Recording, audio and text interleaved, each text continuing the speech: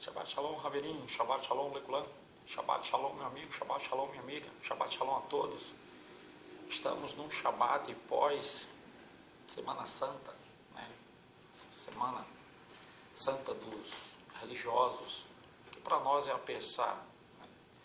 Vamos deixar bem claro que Yeshua, né, ele não morreu na sexta-feira, morreu na quinta. Como muitos não sabem, ele morreu na quinta, porque aí dá uns 3 dias de acordo com o calendário judaico. Se você colocar na sexta-feira, não são 3 dias, né, de acordo com o calendário judaico, que é o calendário do Eterno. Não estou fazendo aqui exaltação ao judaísmo, mas quando eu falo calendário judaico, eu estou querendo dizer o calendário hebreu, ok? Porque o dia começa quando escurece, e não quando dá meia-noite. Isso aí é o calendário gregoriano. Né? Então, como o Eterno disse para Moshe, Zahur, ele tinha um Hashabat Leikadishô, eu digo para você também, né? Guarde o sábado, guarde o sábado. Né? Zahur Edion Hashabat Leikadishô, lembra-te do dia de sábado para o guardar ou santificar. E nós estamos aqui para estudarmos mais uma porção da Torá, mais uma porção semanal da Torá. E a porção desta semana é Tzav. Mas primeiro eu quero terminar a porção da semana passada, né, que ficou um pedacinho, ficou faltando pouca coisa. Aí o vídeo acabou terminando e cortou. Né. Nós estávamos estudando os Korbanot, né, e quando chegou no final, no último Korbanot, que é o Korbanot de Asham, né, que é o cordeiro, parte da carne era queimada e parte comida pelos Kohanim no Beit HaMikdash, no templo, né? Ele era obrigatório, né? Ele era Kodshe Kodashim, ou seja, muito sagrado. E aí quando eu fui falar, né, o que ele espiava, aí o vídeo cortou. Ou seja, ele espia o Asham Getolet, né, por roubar dinheiro de outra pessoa, né? Asham Me'elot, né, por usar algo que pertence ao Beit HaMikdash, ao templo, e Asham Talui, né, por possivelmente ter cometido um tipo de transgressão que precisa de um sacrifício de Hatat para ser perdoado, certo? Ou seja, era um pecado mais grave. Então agora nós vamos para a porção, né, Tzav, porção Tzav. É bom lembrar, né, não estou aqui querendo defender religião, nem falar de religião de ninguém, mas, segundo alguns religiosos, é pecado comer carne nesta semana, sendo que a Páscoa ela foi feita para se comer carne. Né? Ou seja, a religião tenta distorcer tudo que o Mashiach, que o Eterno ensinou. Né? A Pessah tinha-se cordeiro, e as ervas amargas, né, que era para lembrar os tempos difíceis do Mitzrayim, no Egito. E o que é que eles fazem? Eles mudam tudo, aí dizem que não é para comer carne, que é para comer só peixe. E peixe é feito de quê? Não é carne? Não é um ser? Ah, tá. Aí a gente estudou que o peixe não serve como corbanote, mas ele não deixa de ser um ser vivo. Também é carne, porque não é vermelha, aí não é carne. Carne de galinha é vermelha? Né? Então, vamos para a porção. Vamos para a porção. Tem um bichinho aqui querendo sabotar meu vídeo. Então, porção Tzav. Deixa eu colocar aqui para me enxergar melhor, para a gente não perder tempo. Porção Tzav, né? Porque o primeiro versículo mencionado, ou o primeiro versículo menciona Aharon, né, e seus filhos. Olha só, né, esta porção, né, Tzav, começa com as palavras ordene a Aharon e a seus filhos. Vai criar 6:2. Antes de eu começar a porção, eu acho que a semana passada eu também não disse, tá? Então peço perdão, porque a porção Vaikra, ela começa logo no primeiro, no primeiro capítulo, primeiro versículo, ou seja, Levítico 1 a 5:26, certo? E essa porção de Tzav, ela é Levítico, começa do 6:1 ao 8:36, certo? Agora eu acho que não está faltando mais nada. Vamos voltar para a porção. Então ela começa com as palavras ordene a Arão e a seus filhos, pois os mandamentos dessa paraxá são específicos e endereçados aos Kohanim. É bom ler direitinho isso aí, porque esses mandamentos são endereçados aos Kohanim.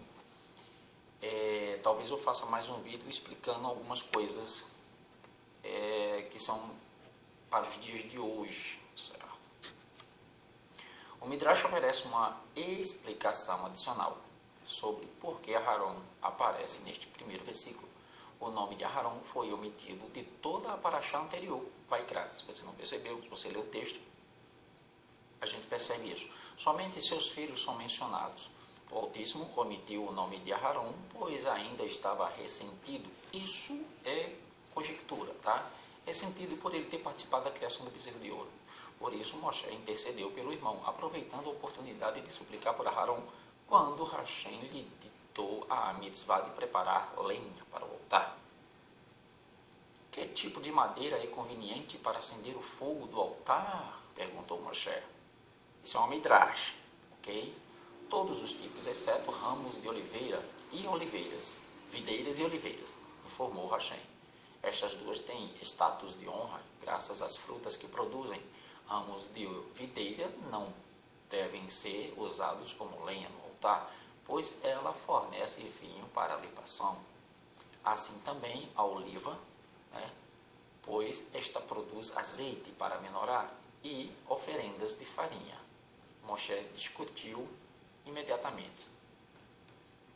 Mestre do universo, parece de duas palavras que uma pessoa merece perdão meramente por produzir uma descendência digna.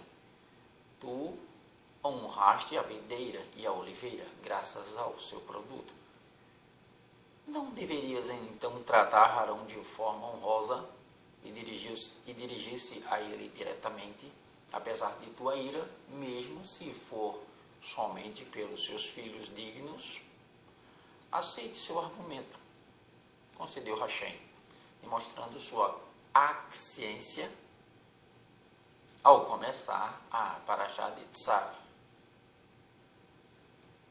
Com estas palavras, ordene a Arão e seus filhos, ok?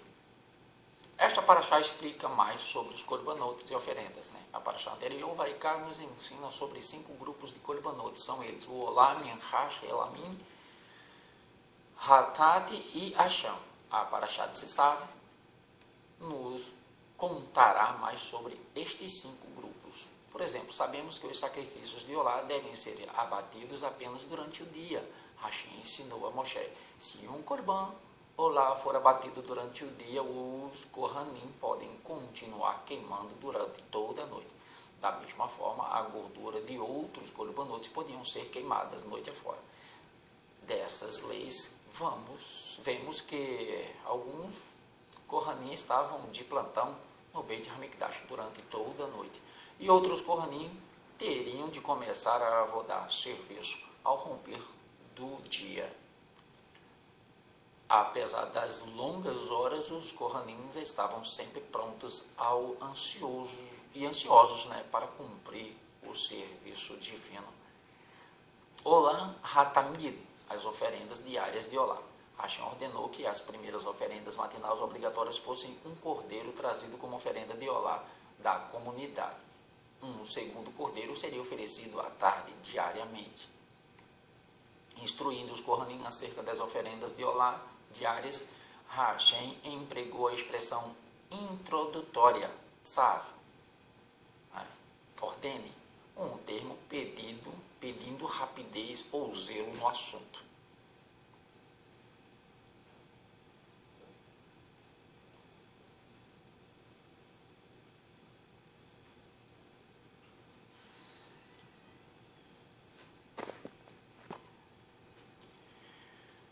Hashem achou necessário encorajar os Kohanim a serem rápidos e entusiásticos ao oferecer o sacrifício de Olá, sabendo que sempre que perda financeira está envolvido em uma mitzvah, as pessoas tendem a relaxar do seu cumprimento e precisam de encorajamentos especiais.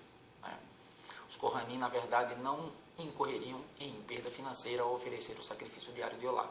No entanto, precisavam de encorajamento especial, já que não tinham qualquer benefício material desta oferenda, que era inteiramente queimado. Preste atenção.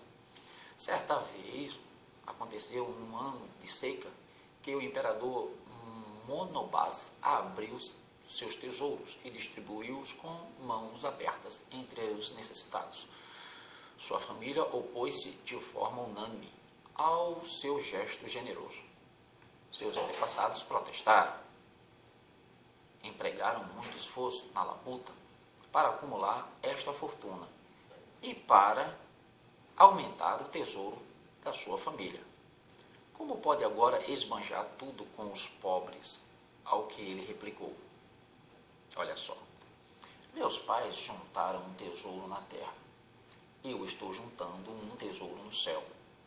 Meus pais guardaram-no num local inseguro. Eu guardei-o seguramente. Meus pais guardaram-no sem ter proveito.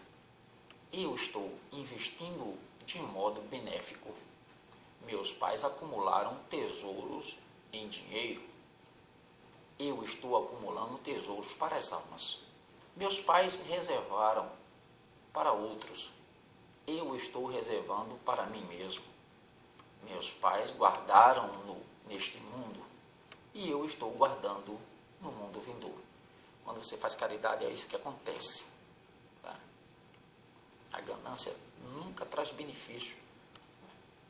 Ou seja, o que é que a gente tira disso aqui? É bem as palavras de Salomão.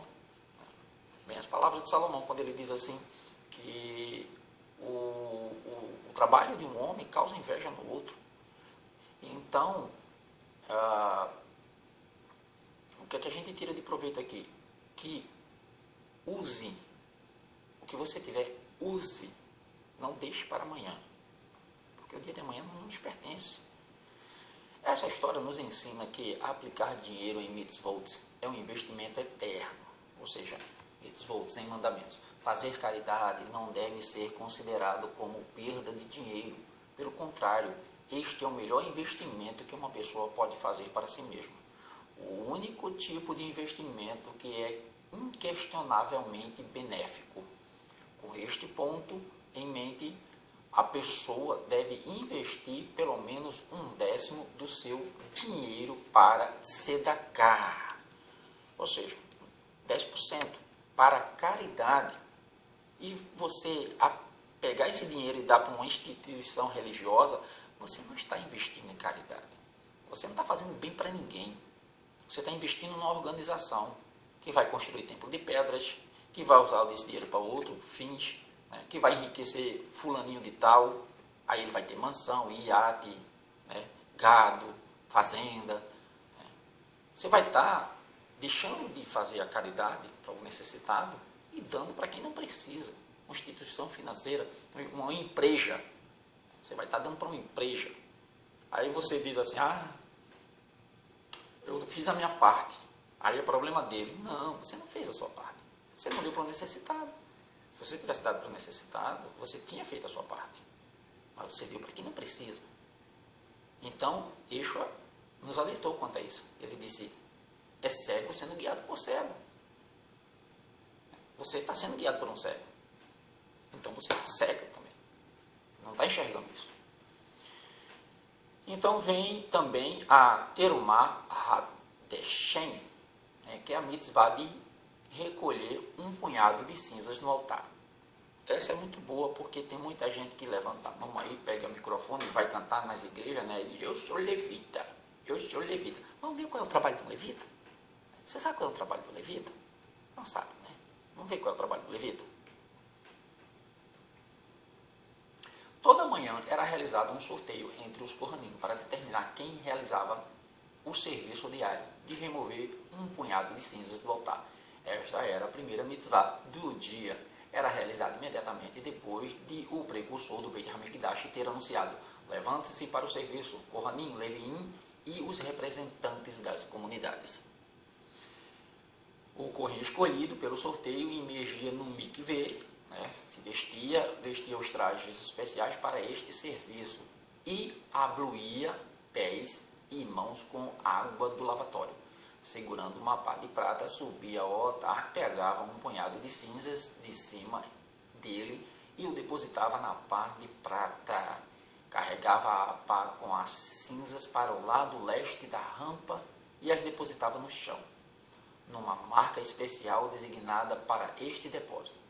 Assim que a mitzvah de Terumat HaDeshem era completada, todos os Kohanim que estavam em serviço naquele dia, após terem abluído as mãos e os pés com água do lavatório, corriam ao altar para limpá-lo das cinzas que sobraram. Eles as empilhavam no centro do altar, num montinho conhecido como tapuar. Você sabe o que é tapuar em hebraico? É maçã. Tapuar é maçã. Maçã. Tapuar, maçã. Esse acúmulo de cinzas servia como ornamento do altar, chamando a atenção ao fato de que um grande número de sacrifícios tinham sido oferecidos. Sempre que a pilha central crescia excessivamente, as cinzas excedentes eram levadas para um local especial em Jerusalém, ou quando estava no deserto, onde ficavam protegidas do fogo e dos animais selvagens. Somente um Kohen era permitido levar o excesso de cinzas para os corredores de Jerusalém. Os arredores, corredores não arredores, tá? O Kohen que as levava para lá vestia roupas sacerdotais menos importantes que as vestias no restante do serviço. Era considerado impróprio destacar as cinzas com os trajes usados para o serviço dentro do santuário, pois não é digno de um servo servir vinho ao seu mestre com os mesmos trajes que usa para cozinhar a refeição. Ok? Cada simples tarefa realizada no Beit HaMikdash, até remover cinzas, que poderia ser encarada como inferior, era realizada por um Kohen, por um levita, por um sacerdote, no Beit HaMikdash. O palácio de Hashem não havia lugar para arrogância. Até pessoas mais honradas deveriam sentir-se humildes na presença de Hashem. O que é que a gente vê no sistema religioso, aquelas pessoas de grau mais alto, não quer limpar, não quer limpar os templos, fica buscando, limpar os templos fica buscando. Quem não tem habilidade com o microfone vai limpar. Aqui não. Aqui o posto mais alto ia limpar. Qual o propósito da mitzvah diária de ter uma HaDeshem, tirar uma pá cheia de cinzas do altar? Não sabemos o que Hashem tinha em mente quando nos deu essa mitzvah. Apesar disso, podemos aprender um conceito importante. O Kohen poderia sentir-se orgulhoso porque de todos os hebreus, apenas o Kohen fora escolhido por Hashem para fazer esse serviço divino. A mitzvah de ter uma HaDeshem ensinava aos Kohanim a serem humildes. A primeira tarefa que tinham de fazer pela manhã era retirar cinzas do altar e colocá-las no chão. Um Kohen poderia pensar que este não era um serviço apropriado para ele. Poderia ter preferido ordenar a um não-Kohen para fazer este trabalho insignificante, Mas Hashem ordenou que somente os Kohen o fizessem e que, ao fazê-lo, estivessem vestidos com suas roupas especiais. A mitzvah também ensinava ao Kohen que ele era simplesmente um servo de Hashem. Gente, adorar é servir, O significado de adorar em hebraico é servir, você tem que servir. Então, cantar louvores, não é adorar não, tá? Isso aí é outra coisa, isso aí é cantarolar.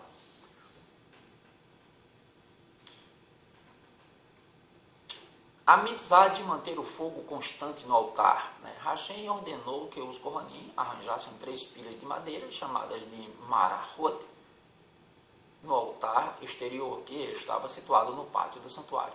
A Marahá Gedolá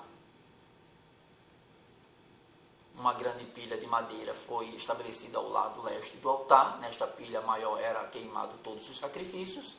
Além disso, além disso, uma outra pilha de madeira foi empilhada no canto sudoeste do altar. Os Kohanim pegavam o fogo daquela pilha e o levavam para o altar de ouro, na seção do santuário, chamada de Kodesh. Lá eram queimados fogos daquela pilha e fogos daquela pilha, o incenso com o fogo fornecido do altar exterior. Uma terceira pilha, de maneira que podia ser colocada em qualquer parte do altar, foi empilhada com o propósito específico de cumprir a mitzvah de um fogo constante deve queimar no altar. Este nunca deverá apagar-se. Aquele fogo não podia extinguir-se, deveria arder mesmo durante o Shabat. E mesmo quando Bnei Israel estavam viajando. Ele queimou ininterruptamente por mais de 100 anos. Era a mitzvah adicional 2 pedaços de madeira a Marahagedolá, a pilha grande, 2 vezes ao dia, quando os sacrifícios de olá matinal e vespertinos eram oferecidos. O Hassatan tentou imitar, ainda tenta imitar isso aí, com a tocha olímpica. Essa tocha olímpica, ela ovaciona Zeus, o Zeus Olimpo, e todo mundo sabe, todo mundo que é desperto, sabe que a palavra Zeus deriva a palavra Deus, ou seja, Deus vem de Zeus. É a terceira declinação do genitivo da palavra Zeus. A palavra Deus é a terceira declinação do genitivo da palavra Zeus. Então, quando você diz Deus, você está dizendo Zeus. E esse Zeus, ele gosta de fogo. É por isso que tem tanto pentecostal, querendo o fogo de Zeus. Quanto babaca no mundo, meu pai. Vamos lá. O fogo celestial que repousava sobre o altar exterior era distinguido através de 5 características. Durante a era do primeiro Beit HaMikdash, sua forma parecia com a de um leão. O fogo celestial radiava um brilho ofuscante como a luz do sol. Suas chamas eram substanciais e não débeis, como as de um fogo comum. Há mais maravilhas que não produzia fumaça, porém o fogo aceso pelos Kohanim produziam fumaça, que subiam para o céu, uma coluna vertical, sem nunca ter sido desviada pelo vento. Há mais maravilhas que poderiam ser, que eram notadas neste fogo. O calor intenso constantemente irradiava, não derretia a coberta do cobre do altar, um milagre similar do arbusto de espinhos que não se consumia, quando Hashem falou com Moshe pela primeira vez. Os pés dos Kohanim não eram prejudicados pelo calor, apesar de andarem descalços sobre o altar.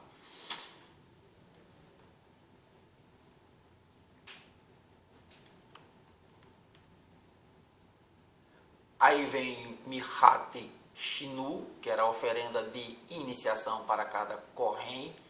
Hashem ordenou: cada Kohen deve trazer uma oferenda de farinha no dia em que for consagrado. Esta oferenda era chamada de Mihat Hinur, oferenda de iniciação, já que ela iniciava o Kohen no serviço divino. Assim como todas as oferendas de Mihat, esta consistia de farinha, óleo e incenso. Mihat Havitim, a oferenda diária do sumo sacerdote. 2 vezes ao dia o sumo sacerdote era obrigado a oferecer um Mihat, chamado de Mihat Havitim, financiada pelo seu próprio dinheiro. Ele trazia metade dela pela manhã e a outra metade à tarde. O sumo sacerdote a preparava misturando óleo e farinha, quebrando a massa em pedaços do tamanho de um quesaite, 28 gramas. Cada, 28 gramas cada, salgando-os e queimando-os sobre o altar, junto com um punhado de incenso. Ninguém tinha a permissão de comer, nem mesmo uma parte da sua oferenda. Ela devia ser completamente queimada, porque o sumo sacerdote devia fazer diariamente uma oferenda particular. Porque ele deveria fazer? Gente, essa oferenda, ela era queimada todinha, ou seja, era como se fosse o dízimo dos dízimos. O sacerdote ele recebia o dízimo de todas as tribos. Então ele pegava aquele dízimo, né, e 10%, né, que era do próprio bolso dele, né, ele oferecia no altar e era queimada toda. Você já viu algum pastor, padre, seja lá o que for, de qual denominação, religião seja, queimando oferta? As ofertas são em dinheiro, né? Os dízimos são em dinheiros. E aí, vamos pegar 10%, botar lá no altar da igreja e queimar? Já viu isso? Então não é considerado oferenda, né? Não é considerado oferta. Esse dinheiro de hoje não é considerado oferta. Tá? Não pode. Né? Aqui era para espiar pecado, e hoje não se espia pecado com dinheiro, como a Igreja Católica ensinou na Idade das Trevas, né? Na Idade Média, que era a Idade das Trevas. Né? Ela espiava pecado se você pagasse, e a Igreja Católica perdoava os seus pecados. Ou, sabe por que ela fazia isso? Porque ela adulterou o texto das Escrituras Sagradas. Né? Aquele texto que diz assim, o que ligares na terra será ligado no céu. Foi a adulteração da Igreja Católica. Né? O texto original diz o seguinte, Yeshua está dizendo assim, aquele que disser amém neste mundo, dirá amém no mundo vindouro. Mas para a Igreja Católica ter o domínio e ela ser mediadora entre o povo e Zeus, né, porque não é mediadora do Eterno, ela é com Zeus, o negócio dela é com Zeus, né, filho do Rassatã, ela adulterou o texto. E com essa adulteração, criou um sacerdócio e aí tocou terror. Se você não perdoar os seus pecados, você vai para o inferno eterno. Agora, se você confessar os seus pecados, se você não confessar os seus pecados, você vai para o inferno eterno. Se você confessar, você vai para o céu. Também não existe texto que diga que os homens vão morar no céu. Não existe. Isso é barganha, isso é mentira. Né? O inferno para tocar terror e a mentira para causar ganância nos homens. Mas para perdoar seus pecados, você tem que colocar moedinhas aqui. Essa história eu já contei. Aí tem a balança. Né? Cada pecado que era confessado, era colocado um peso. E aí depois, o coitado tinha que equilibrar o peso com moedas de prata, de ouro, sei lá como. Né? Até quando equilibrasse, os pecados eram perdoados. Aí o padre dizia assim, você não quer colocar mais aqui? Não. Mas por que eu tenho que colocar mais? Não, porque se você colocar mais, aí você vai ter crédito para os pecados que você vai ainda praticar. E foi assim que a Igreja Católica se tornou o império que é hoje e a maior e pior, né? Ou seja, a empresa, a organização mais criminosa do mundo. Vamos continuar para achar. Então, o que acontecia? Ele tinha que queimar essa oferta, né? Eu não vou me prolongar nesse assunto, né? Porque aí eu lembro dos dias de hoje e eu fico logo aperreado. A oferenda do sumo sacerdote servia como encorajamento para que os pecadores retornassem e levassem a requerida oferenda pela sua transgressão, observando até o sumo sacerdote pedia perdão por meio de um sacrifício. Eles admitiam seus pecados da mesma forma e não ficariam constrangidos. A oferenda de mirra do sumo sacerdote era do tipo usualmente trazida pelos pobres mais necessitados. Consistia somente de farinha e óleo. Assim, o necessitado não sentiria vergonha ao oferecer sua parca, né, oferenda de farinha, já que era idêntica àquela trazida pelo sumo sacerdote. Agora, preste atenção nas palavras de Yeshua quando ele diz assim, vocês não querem mover nem com o dedo. Vocês cobram o dízimo do coentro, da hortelã, né, das menores hortaliças. Né. Mas o fardo que vocês colocam, né, nas pessoas, vocês não querem mexer com o dedo. Mas cobram o dízimo da hortelã, do endro, do coentro. Né. Vocês deviam fazer essas coisas.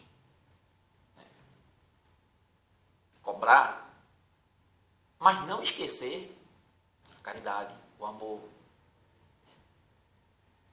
a paz. Então, Yeshua veio para denunciar essas coisas. Está aqui. Aí quando chega lá em Malaquias, Malaquias denuncia esse pecado dos sacerdotes, dos líderes, que hoje é cometido, né, que eles colocam fardo em cima das pessoas que eles não querem carregar. Malaquias denuncia, a partir do capítulo 2. Vai lá, aquilo lá, trazei todos os dízimos, blá, blá, blá, blá, blá, é para os sacerdotes. Eles não estavam praticando. E aí toda a nação estava em pecado, porque se o sacerdote estava oferecendo sacrifícios sem primeiro oferecer por ele, nenhum deles era aceito, nenhum dos outros cobrando outro era aceito.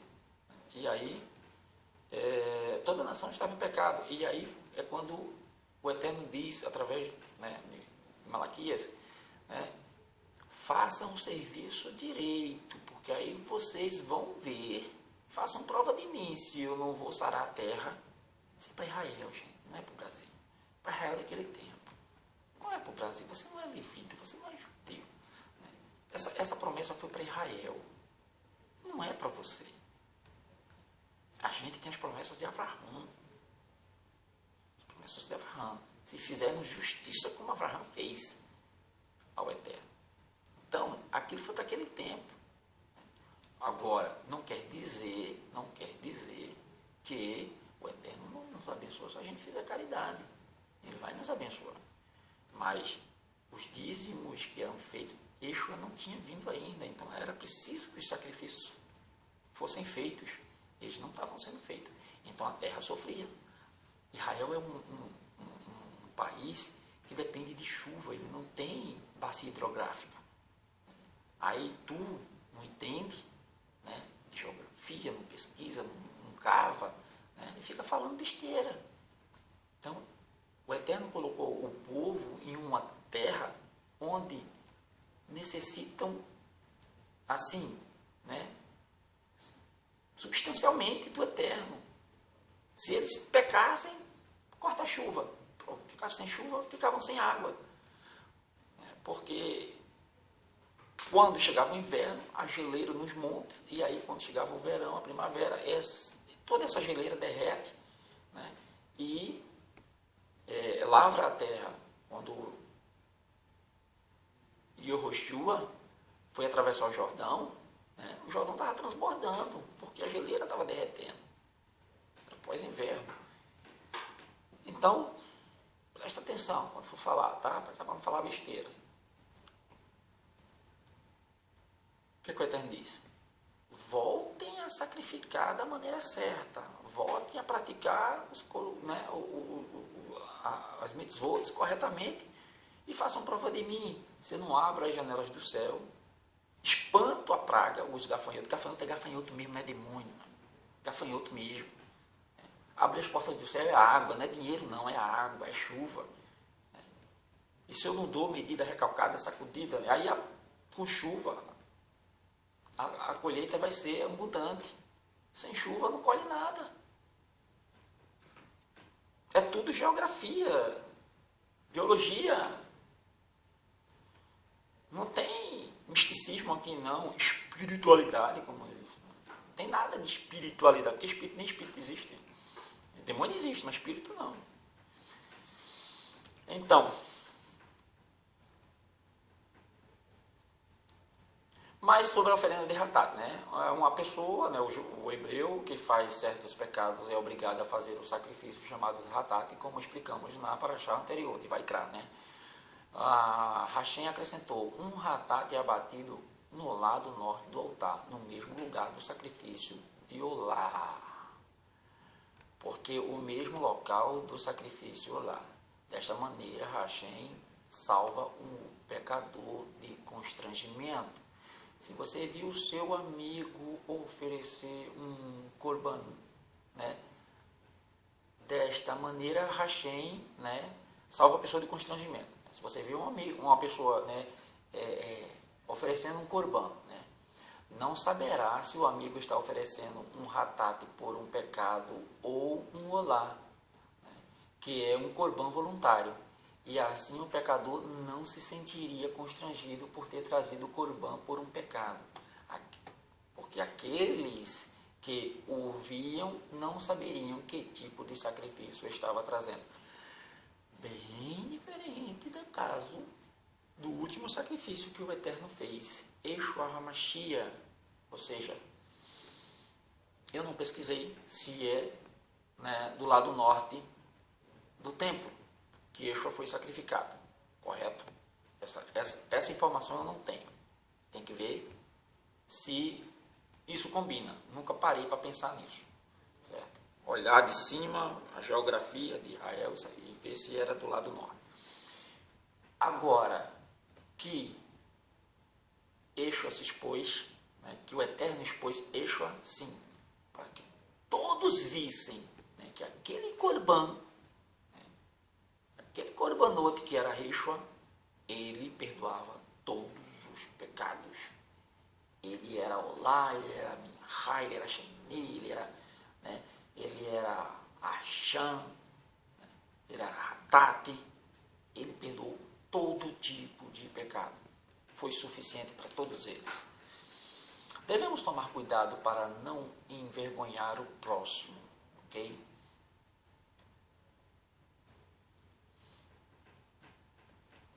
Ele tem uma história de Shelomo aqui, mas não faz diferença eu contar ou não. Shelamim oferecidos para agradecer a Hashem por um milagre. Né? Na palavra anterior, a Torá explicou, né, que um hebreu deseja oferecer um corban em Shelamim, uma oferenda de expressa sua felicidade para Hashem. Pode fazer partes do Sheminim, são comidas pelo ofertante e sua família. Né? O Sheminim ele pode ser comido. Esta paraxá acrescenta que se alguém está em uma situação perigosa, Hashem milagrosamente o salva.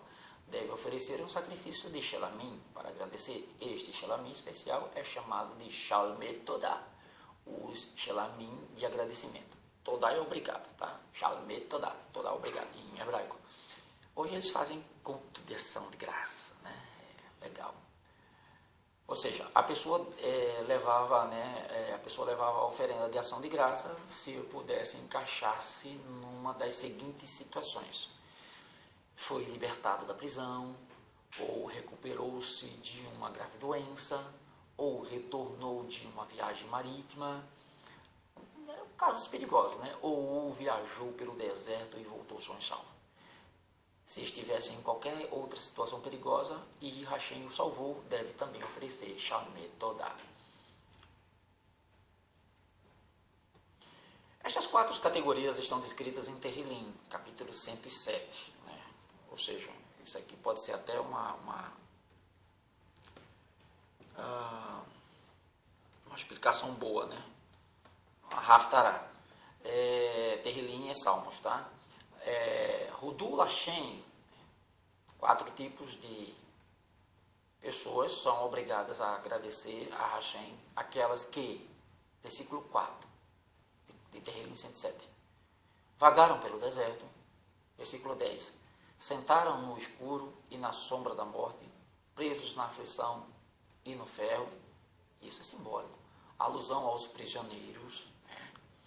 Versículo 17, foram afligidos por conta do seu caminho pecador, denotando aqueles que foram acometidos de doença. Né? E versículo 23, aqueles que desceram ao mar em navios que fazem negócios nas águas abundantes. Hoje em dia, né, alguém sobreviver a uma das situações críticas acima mencionadas deve recitar uma bênção especial de graças. Né? Birkat Hagomel, no lugar das oferendas. Tem a Birkat Hogani, Birkat Kohani e a Birkat Hoganem.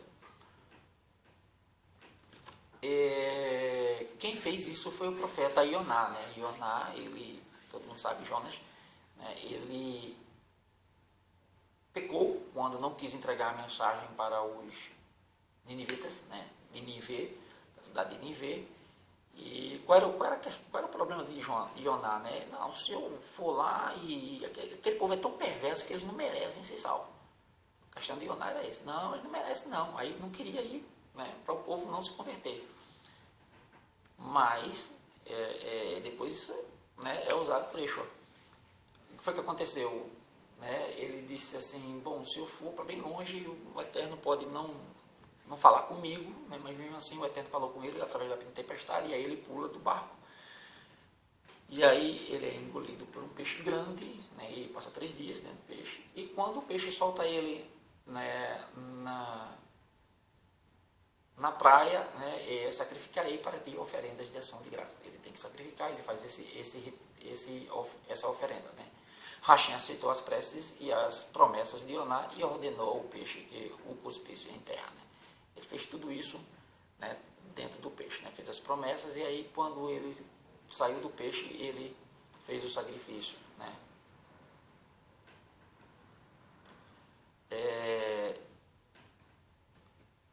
De Shalmei Todá. Como alguém oferece Shalmei Todá, né? Algumas partes do animal eram queimadas no altar, o peito e a coxa eram todos para o Kohanim e o resto para o dono. 1/10 das halotes eram comidos pelos Kohanim e pelas suas famílias, e o resto podia ser comido pelo dono ou por qualquer outro que estivesse ritualmente puro.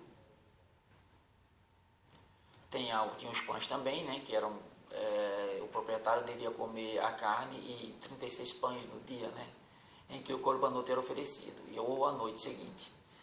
É claro que ele e a família não podiam comer tudo isso, né, em curto espaço de tempo. O que fazer? Convidavam parentes, amigos, né, uma seudá, a refeição de agradecimento para ajudá-los a comer tudo. Né.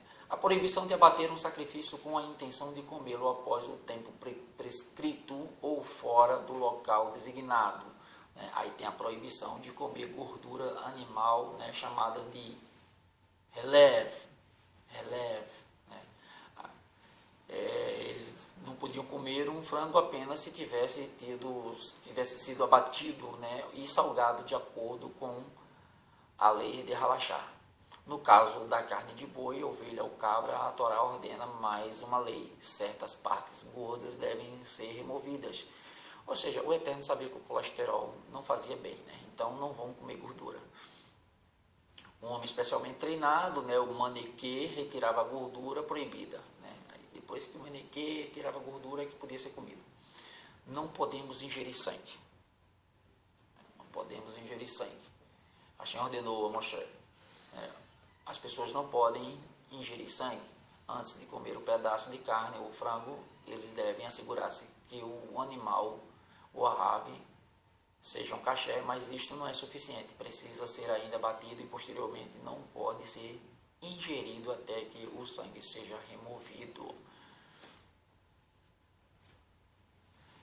Aharon e os Kohanim são convocados para o serviço do Mishkan, tabernáculo, né?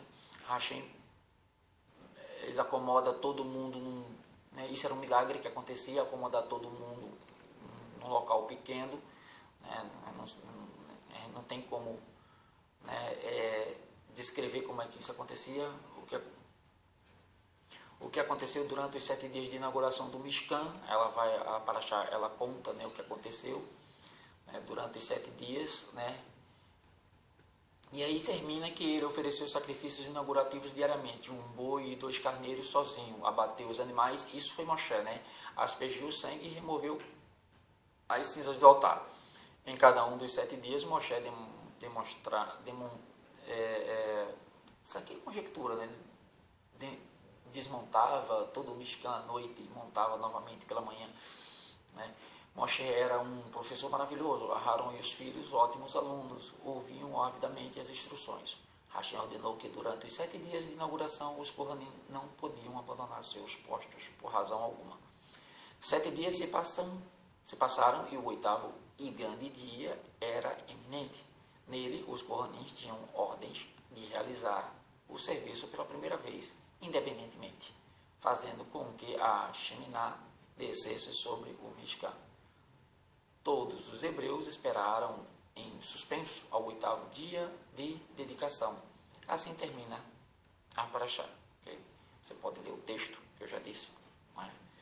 E tem mais detalhes. Pode deixar comentário também, né, e alguma pergunta. Se tiver alguma dúvida, a gente vai procurar tentar responder, né, na medida do possível. de acordo com o nosso humilde conhecimento. Hoje vai dar tempo, né, eu recitar Birkat Kohanim e despedir direitinho, né? Que da outra vez o vídeo só gravou 1 hora e aí não consegui, né, recitar Birkat Kohanim. Então vamos recitar. Yevarechecha Adonai veishmerecha yair Adonai panavelecha vihuneka etzah Adonai panavelecha veyatzelecha Shalom. Elohim Melech Neeman. Elohim é rei fiel. Isso é o significado da palavra amém. Por isso que Yeshua disse assim: aquele que disser amém neste mundo, dirá amém no mundo vindouro. Ou seja, independente das circunstâncias, né? Se você ganhou uma casa, comprou um carro, ou se algum parente seu faleceu, você tem que dizer amém. Ou seja, seja qual for as circunstâncias, o Eterno continua sendo rei e fiel. Elohim Melech Neeman. Elohim Melech rei, Neeman fiel. Elohim se mantém fiel, rei e fiel.